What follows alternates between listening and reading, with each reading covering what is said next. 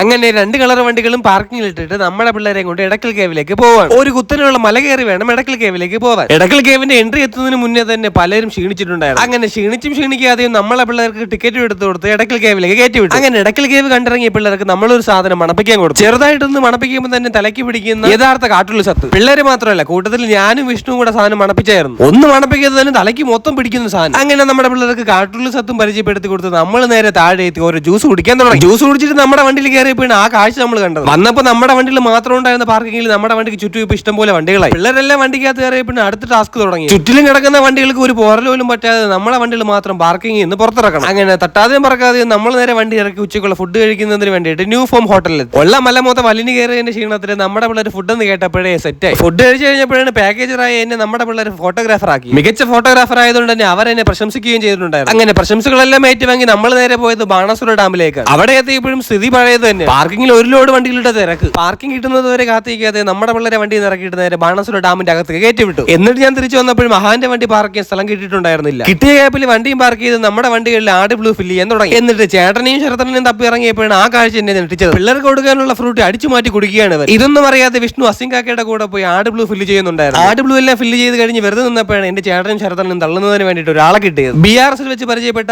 കർണാടകയിലെ ഒയാസിസ് ബസിന്റെ മുതലാളി മണിയണ്ണൻ. പിന്നെ കുറെ നേരത്തേക്ക് ബാണാസുര ഡാം തന്നെ തകർക്കുന്ന രീതിയിലുള്ള തള്ളായിരുന്നു ഇവരെല്ലാവരും കൂടി. ഇതെല്ലാം കേട്ട് ഞാൻ വണ്ടടിച്ച് നിന്നപ്പോഴാണ് നമ്മുടെ വീഡിയോ സ്ഥിരം കാണുന്ന ഒരു പയ്യൻ വന്ന് വീണ്ടും പരിചയപ്പെട്ടത്. ഈ പയ്യനാണെങ്കിൽ ആദ്യം വന്ന് അന്വേഷിച്ചത് എന്നെയല്ല, ശരത്തണ്ണനെ. ബാണാസുര ഡാമിൽ വെച്ച് പരിചയപ്പെടാൻ വന്നതിൽ 90% പേരും ശരത്തണ്ണനെയാണ് കാണാൻ വന്നത്.